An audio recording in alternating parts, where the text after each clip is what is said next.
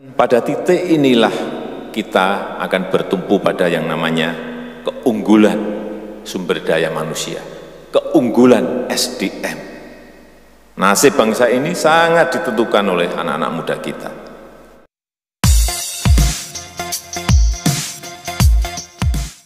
Bismillahirrahmanirrahim. Assalamualaikum warahmatullahi wabarakatuh. Selamat sore, salam sejahtera bagi kita semuanya. Om Swastiastu, Namo Buddhaya, salam kebajikan.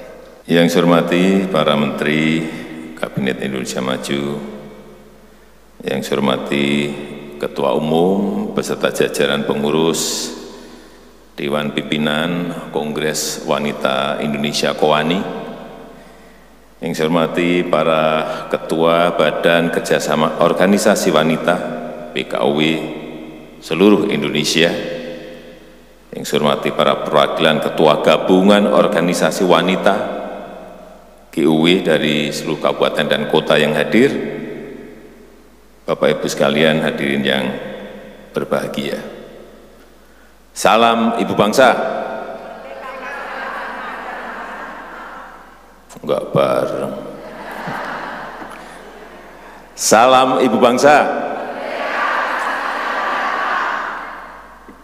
Sore hari ini hari yang sangat istimewa bagi saya. Tapi kok ibu-ibu ini dari tadi saya lihat tegang sekali ya. Ada apa ya? Ya? Ada apa?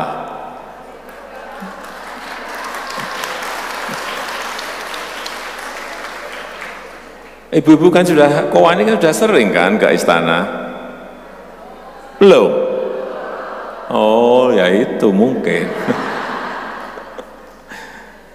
Seingat saya sudah sering. Sekali lagi sore hari ini adalah hari sore yang sangat istimewa bagi saya karena bisa bertemu, berbicara langsung di depan ibu-ibu bangsa yang menjadi tiang keluarga, menjadi tiang negara dalam Kongres ke-25 Kongres Wanita Indonesia KOWANI.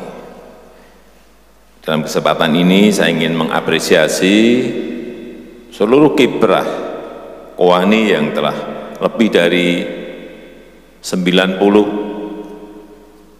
tahun berjuang berkontribusi bagi kemajuan bangsa dan kemajuan negara.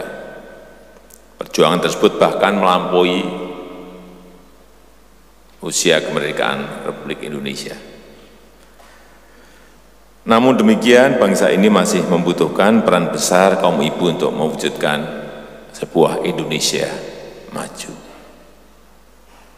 Peran dalam menguatkan keluarga, peran dalam mendidik dan mencerdaskan bangsa, peran dalam menciptakan generasi yang berkarakter, yang unggul, yang berkualitas, yang berbudi pekerti, peran dalam generasi, menjadikan generasi dalam keberagaman dan toleransi sebagai landasan nilai, dan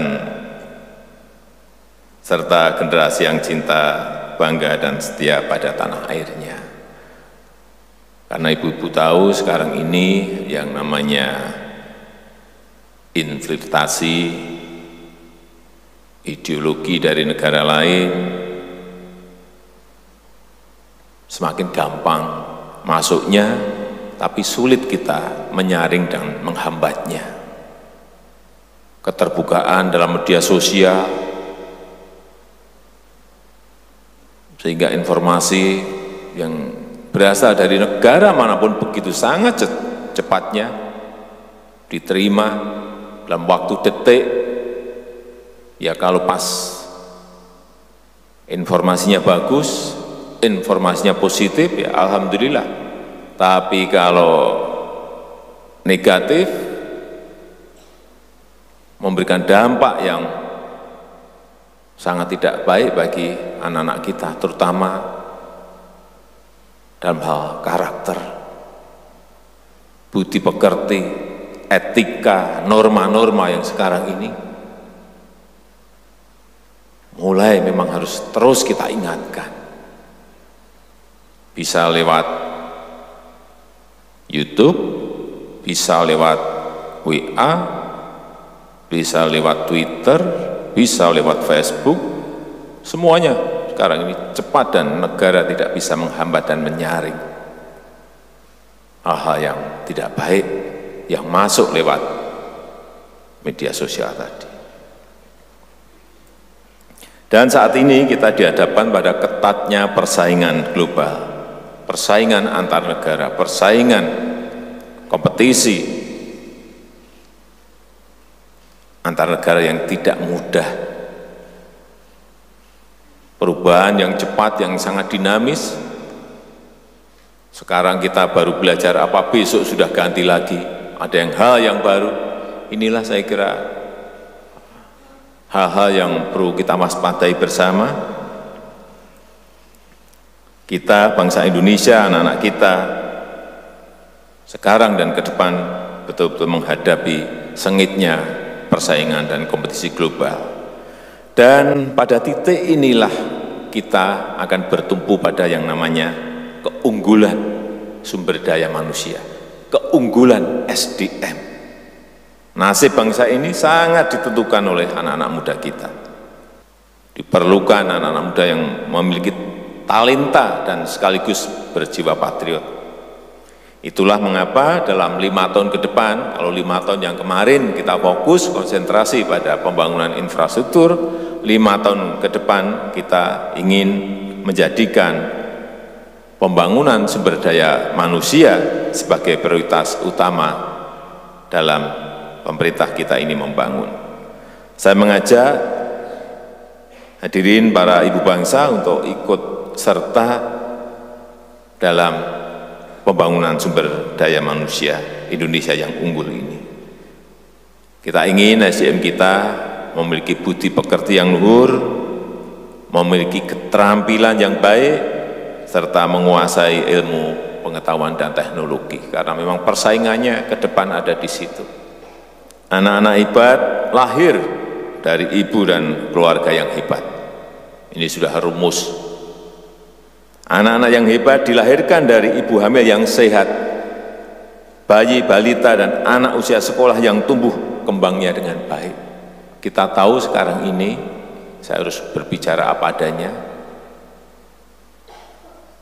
stunting masih tinggi. 5 tahun yang lalu 37%, alhamdulillah sudah turun menjadi 27%. Dan kita ingin 5 tahun ke depan sudah turun lagi, target saya 14%. Keinginan dari Menteri 19, enggak, saya enggak mau 19%. 14%. Memang hal yang tidak mudah, tapi saya meyakini insya Allah ini bisa kita kejar apabila kita semuanya bekerja keras bersama-sama. Kemudian juga angka kematian ibu yang juga masih tinggi. Coba kita lihat angka-angkanya. Memang 2015 masih 346, sudah turun 2019 menjadi 243, tapi buat saya ini masih tinggi sekali. Inilah pekerjaan besar kita dalam rangka pembangunan sumber daya manusia ke depan. Kita harus memberikan gizi yang baik, gizi yang seimbang untuk mencegah stunting agar anak kita mampu bersaing dengan negara-negara lain. Kita sedih mendapatkan angka pekerja kita sekarang ini 54% adalah dulunya mengalami stunting. Gede sekali angka seperti itu. Ini menjadi tantangan kita ke depan, sekali lagi dalam rangka pembangunan SDM kita untuk bisa berkompetisi dengan bangsa-bangsa lain. Sekali lagi peran ibu dalam keluarga sangat besar, bukan hanya melahirkan, bukan hanya membesarkan, tapi juga mendidik generasi penerus bangsa. Jangan sampai anak-anak kita ini dididik oleh YouTube, dididik oleh Twitter, dididik oleh Instagram, dididik oleh Facebook, dididik oleh media sosial yang sekarang ini hampir setiap anak kita sekarang pegang yang namanya gawe, yang namanya smartphone, yang namanya gadget, pegang itu semuanya, hati-hati. Tidak mudah mendidik generasi masa depan kita untuk memiliki mental karakter yang unggul, yang produktif, yang percaya diri, yang penuh optimisme, yang memiliki budi pekerti yang sopan, yang santun, dengan sebuah nilai-nilai integritas dan moralitas yang tinggi, yang memiliki nilai-nilai toleransi akan kerukunan, kepedulian, dan yang lain-lainnya. Karena ini intervensi dari media sosial sekarang itu begitu sangat kencangnya. Oleh sebab itu, selalu saya sampaikan, marilah kita bersama-sama ibu-ibu, seluruh organisasi yang berada di bawah Kowani untuk membanjiri yang namanya media sosial itu dengan hal yang positif, dengan narasi-narasi yang positif. Jangan sampai kita kalah. Mereka membanjiri dengan informasi-informasi yang tidak benar, ya kita harus membanjiri ganti dengan informasi-informasi yang benar, yang baik, sehingga anak-anak kita tidak terpengaruh oleh banjirnya informasi yang negatif tadi. Hadirin sekalian yang saya hormati, banyak perempuan kuat yang berjuang menopang ekonomi keluarga. Kenapa saya sampaikan ini? Karena baru pada hari yang lalu saya datang ke sebuah pertemuan ibu-ibu mekar di Subang. Kita memiliki 5,8 ibu-ibu yang tergabung dalam nasabah mekar dalam mengembangkan bantuan pinjaman, sehingga ibu-ibu bisa menggunakan untuk kegiatan-kegiatan produktif dalam rangka menopang ekonomi keluarga. Sudah 5,8 juta ibu-ibu yang tergabung dalam mekar. Produknya kita lihat juga produk-produk yang sederhana tetapi sangat membantu ekonomi keluarga. Baik ada yang mau buka warung, ada yang industri rumah tangga, ada yang menjahit, nggak apa-apa, ini memang ini adalah pengusaha mikro. Saya sampaikan kalau nanti sudah 2 juta, bisa meningkatkan lagi ke 6 juta, bisa meningkatkan ke 8 juta, saya kira memang proses ini yang terus akan kita besarkan. Karena tidak hanya bantuan pinjaman, tetapi juga pendampingan yang dilakukan sehingga mereka memiliki nantinya manajemen yang lebih baik. Dan ibu-ibu tersebut saya lihat juga diajarkan bagaimana menggunakan uang bantuan pinjaman dengan melakukan manajemen sederhana, baik dalam hal mengelola keuangan maupun mengelola produk yang mereka jadikan sebagai barang dagangan. Saya yakin dengan penguatan ekonomi keluarga, maka kita akan bisa meningkatkan kesejahteraan, menanggulangi kemiskinan, dan menggerakkan roda ekonomi agar lebih cepat lagi. Kalau yang gede-gede nggak usah kita urus, sudah bisa jalan. Tapi yang kecil-kecil seperti ini kita memiliki target kita nanti dalam 3 tahun ini minimal 10 juta harus tembus. Sekarang memang baru 5,8. Hampir di semua provinsi ada. Karena itu saya mengajak seluruh anggota Kowani untuk ikut menjadi bagian dari upaya menggerakkan ekonomi keluarga. Kita harus bantu ibu-ibu rumah tangga dengan pendampingan, dengan mentoring, baik dalam hal pengelolaan keuangan, dalam hal memperbaiki produk, memperbaiki kemasan, menyambungkan dengan pasar dalam pemasaran, sehingga betul-betul peningkatan ekonomi keluarga itu akan kelihatan dan nantinya akan berdampak baik pada pendidikan, baik pada kesehatan dari rumah tangga yang kita bantu tersebut. Peran ibu dan perempuan memajukan bangsa di berbagai lapangan pengabdian sangat terbuka lebar. Sejarah mencatat banyak perempuan hebat memiliki catatan prestasi yang membanggakan bangsa. dan tak terhitung jumlahnya kaum perempuan yang bergerak memajukan pendidikan, kesehatan, supremasi hukum, lingkungan hidup, hak asasi manusia, kesejahteraan rakyat, dan bidang-bidang lainnya. Karena pentingnya peran yang diemban oleh para ibu bangsa tersebut, maka saya sangat mendukung agar tidak terjadi diskriminasi terhadap perempuan dimanapun. Tidak ada dan tidak boleh terjadi kekerasan terhadap perempuan dimanapun.